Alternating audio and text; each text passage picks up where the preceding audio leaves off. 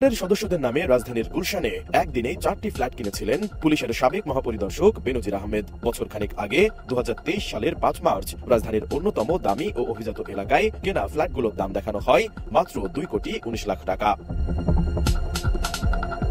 জান্নাতের কথা বলেছেন, যেই জান্নাতের পাদদেশ দিয়ে অসংখ্য নহরমালা প্রবাহিত।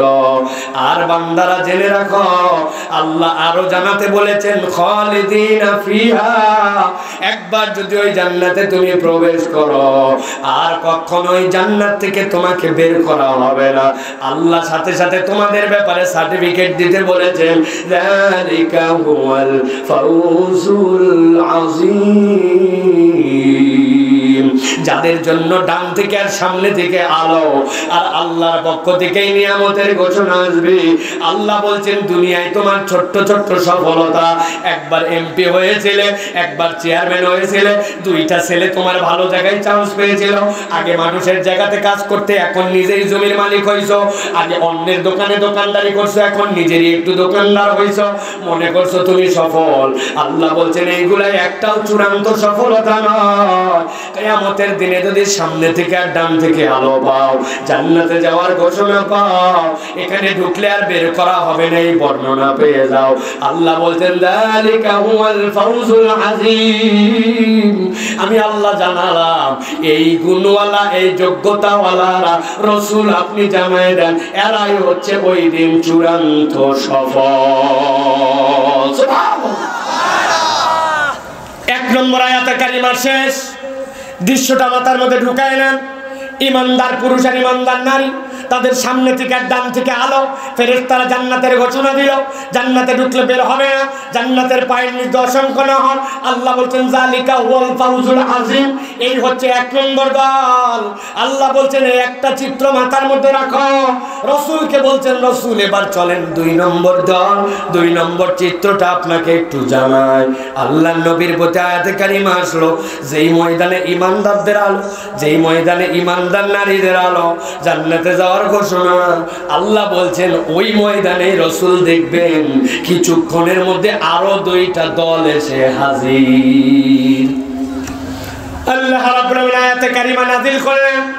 আল্লাহ রাব্বুল আলামিন বলেন, ইয়াউমা ইয়াকুলুল মুনাফিকুনা ওয়াল মুনাফিকাতু লিল্লাযীনা আমানু উনজুরুনা নাকতাবিস মিন নূরিকুম কিলা ইরজিউ ওয়ারাআকুম ফালতামিসু নূরা।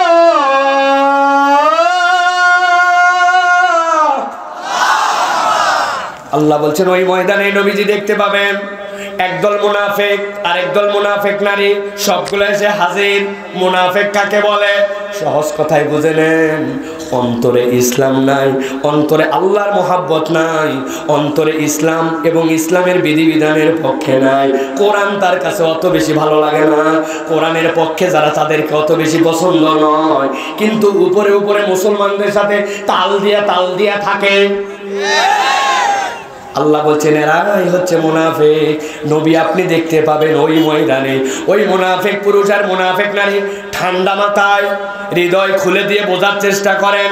2 নম্বর দৃশ্য, আল্লাহ রাব্বুল আলামিন বলছেন, মুনাফিকরা এসে হাজির। আসার পরে কেন আসলো?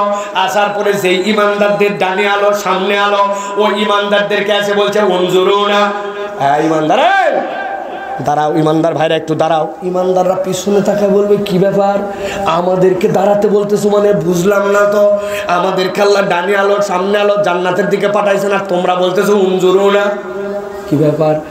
ও ইমানদারেরা, আজকে তোমাদের আলো আর আলো, কিন্তু এই আলোর একটা অনন্য বৈশিষ্ট্য, এই আলো তো দিয়ে অন্য কেউ দেখতে পায় না, যার আলো দিয়ে সেই পথ চলে। এখন এই ময়দান থেকে যদি তোমরা চলে যাও, অন্ধকার বিভীষিকাময় হয়ে যাবে। এই জন্য তোমাদেরকে বলছি উনজুরুনা, ও ইমানদারেরা একটু দাঁড়াও। কেন দাঁড়াবো? বলে, নাকতাবিস মিন নূরিকুম, তোমাদের আলো থেকে আমরা অল্প একটুখানি আলো নিব। কতটুকু আলো নিবে? বলেন, কতটুকু আলো নিবে? অল্প একটু আলো। কেন বললাম এই কথা? কোরআনুল কারীম আল্লাহ বলছেন, নাকতাবিস, ইক্তেবাস মানে কি? আপনি একটা মোমবাতি জ্বলাইছেন, জ্বলানোর পরে আপনার কাছে ম্যাচ ছিল, মোমবাতিটা জ্বালিয়ে ফেলেছেন, হঠাৎ করে আপনার বন্ধু আসছে, বলে দোস্ত কারেন্ট চলে গেছে, আমার কাছে ম্যাচও নাই, তোর মোমের থেকে আমাকে একটু আমার মোমটা একটু ধরায় দে তো। খবরদার আমার মোমের থেকে মোম ধরাবি না, যদি আমার মোমের থেকে মোম ধরাস তাহলে আমার মোমের আলো কমে যাবে। কি ভাই, কমবে? মোমের থেকে মোম ধরালে মোম কমবে? আল্লাহ বলছেন তারা বলবে, ও ইমানদারেরা, উনজুরুনা নাক্তাবিস মিন নূরিকুম, একটু অপেক্ষা করো, আমরা তোমাদের আলো থেকে অল্প একটু কেবল আলো নিব, কেননা তোমরা চলে গেলে এই ময়দানে আলো আর থাকবে না।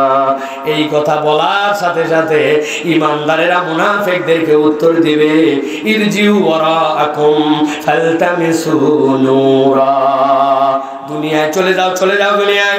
এই আলো এখানে কামাই করা নয়, এই আলো দুনিয়ার থেকে নিয়ে আসা লাগছে, অথবা আলো যদি নিতে চাও দুনিয়ায় যাও।